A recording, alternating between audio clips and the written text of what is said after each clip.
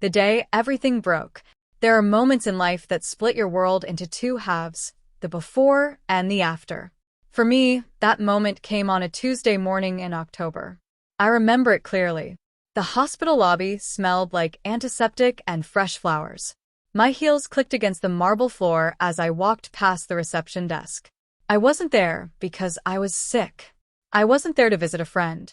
I was there because my husband, my CEO husband, the man I had spent 11 years of my life building a future with, was somewhere in that building, watching another woman bring his child into the world.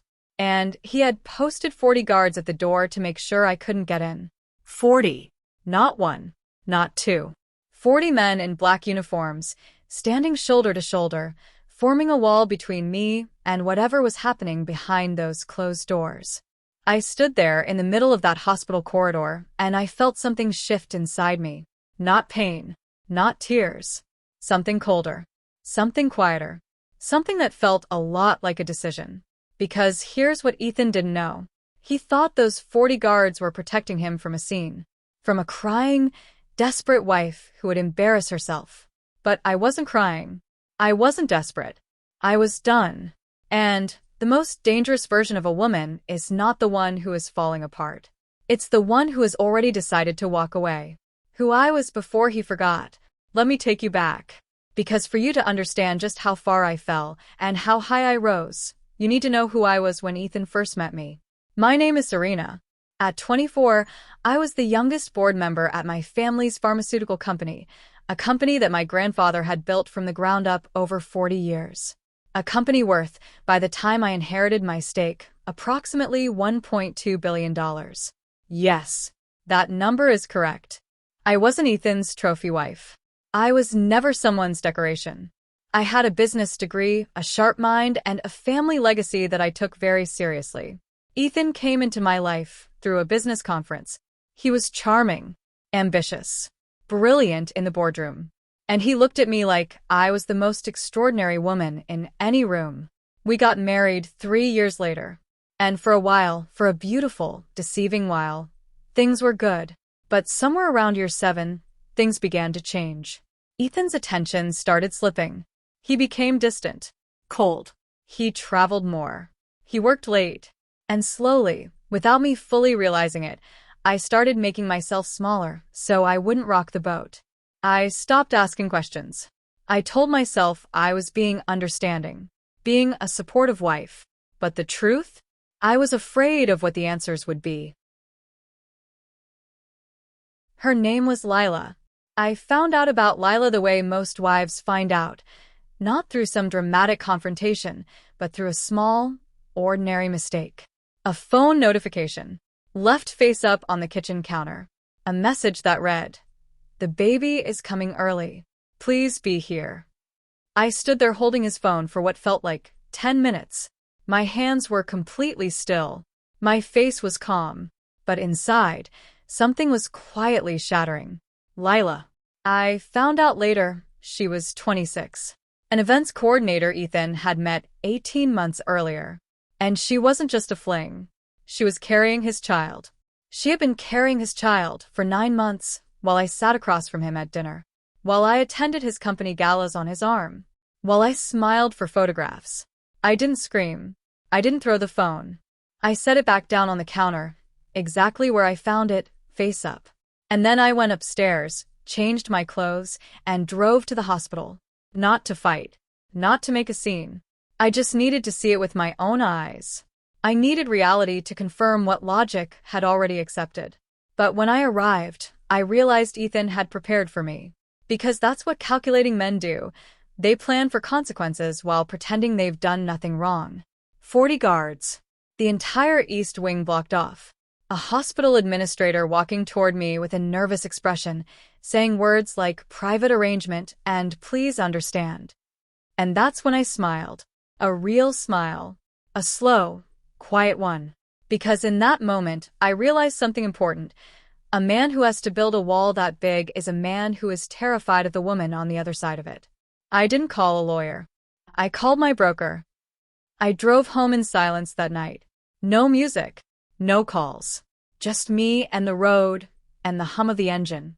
And by the time I pulled into the driveway of the home we shared, the beautiful, hollow home we shared, I had already made my decision. I wasn't going to fight him in a courtroom. I wasn't going to beg. I wasn't going to give him the satisfaction of seeing me fall apart. I was going to disappear. Strategically, completely, and expensively. The next morning, before Ethan came home from the hospital, I made one phone call. To my personal financial advisor, a woman named Grace who had managed my family's assets for 15 years. A woman who was loyal to me, not to us. I said 4 words. Start the sale process. My $1.2 billion stake in the family pharmaceutical company had always been mine. My grandfather had structured it that way on purpose. It was locked in my name, protected under a private trust that Ethan had no legal access to. He had always seen it as a formality. Background wealth. Security.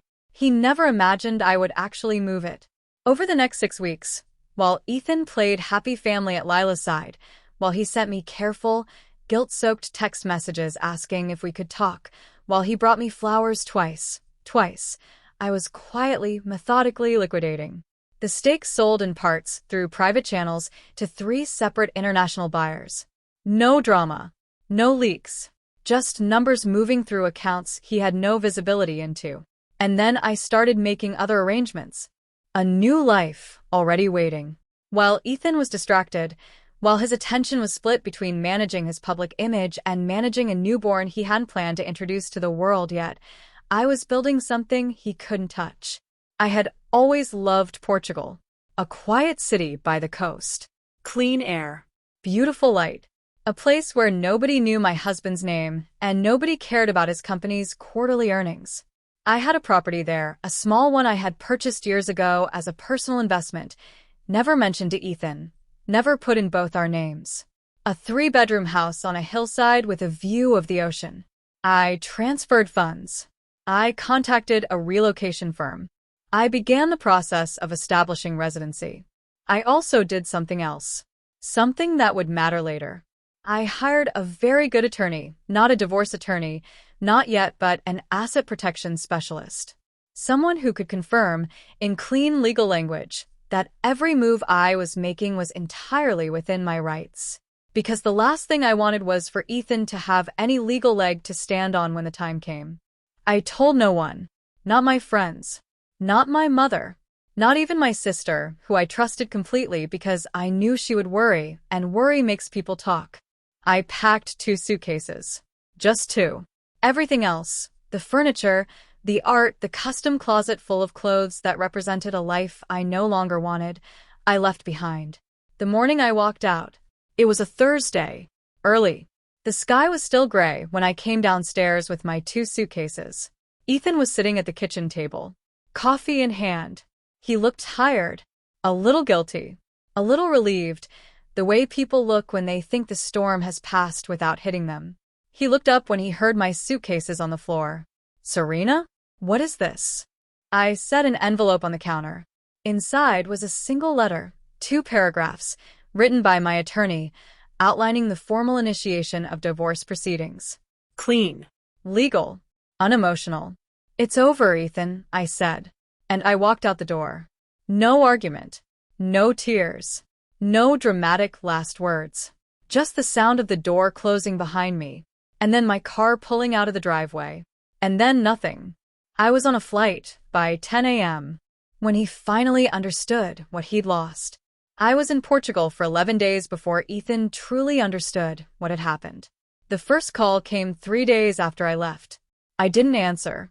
Then his assistant called. Then his lawyer. Then his mother, a woman who had never particularly liked me, calling to ask if we could work things out. I responded to none of them.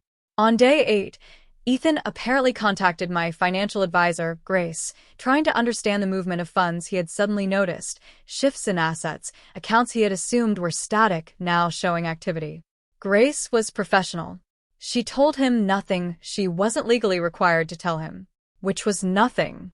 On day 11, my attorney received formal notice that Ethan's legal team had begun the process of contesting the asset sale, arguing that as my spouse, he had a right to be informed.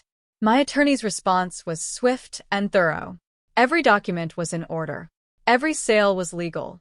Every asset had been mine alone. There was nothing to contest. That was the moment, I'm told, that Ethan sat down in his office and didn't move for a very long time. He came after me like a madman. What happened next, I did not fully expect. Ethan flew to Portugal. Not through an intermediary. Not with a legal letter. He came himself, unannounced, standing outside my hillside house on a Wednesday afternoon, looking like a man who had not slept in days. I saw him from the window. I took a breath. And then I walked to the door and opened it. He looked broken. There's no other word for it. The polished CEO, the man who had posted 40 guards at a hospital door, was standing on my step looking like someone had pulled the entire foundation out from under him.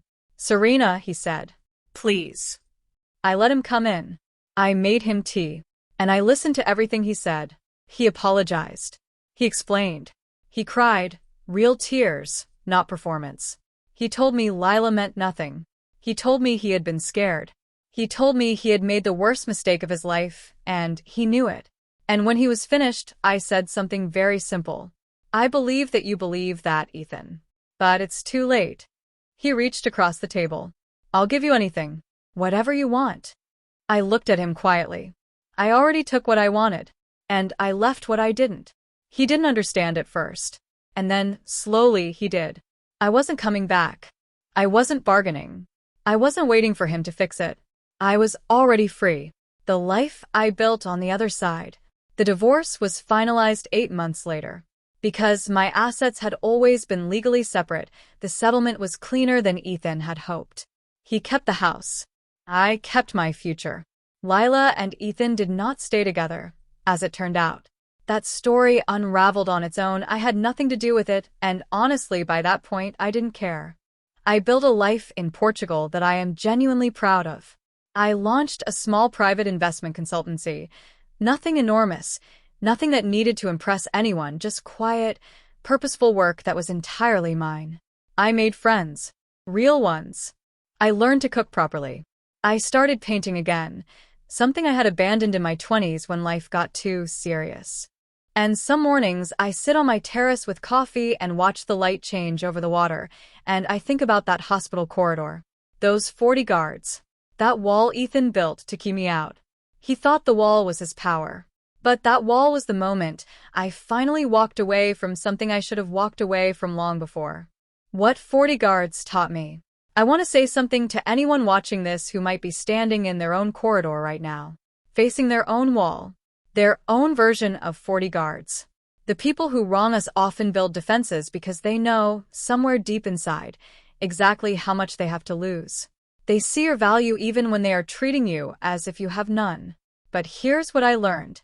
The best revenge is not destruction. It is not chaos.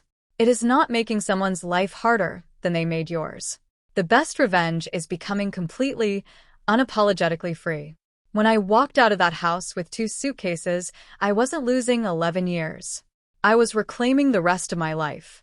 And when Ethan sat on the other side of a table in Portugal and said, "I'll give you anything," I realized the most powerful thing in the world is being a woman who no longer needs what you're offering. Build your wall if you must.